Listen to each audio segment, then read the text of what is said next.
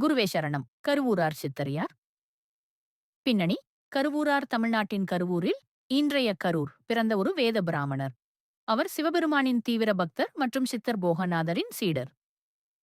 சாதனைகள்: யோகா, ரசவாதம், இலக்கியம், தத்துவம் மற்றும் மெல்லிசை தமிழ் பாடல்களை பாடுவதில் நிபுணத்துவம் பெற்றவர். பங்களிப்புகள்: தஞ்சாவூர் கோயில். முதலாம் ராஜராஜனின் ஆட்சிக் காலத்தில் தஞ்சாவூரில் உள்ள பிரகதீஸ்வரர் கோயில் பெரிய கோயில். கட்டுமானம் மற்றும் கும்பாபிஷேகத்துடன் இவர் பிரபலமாக தொடர்புடையவர்.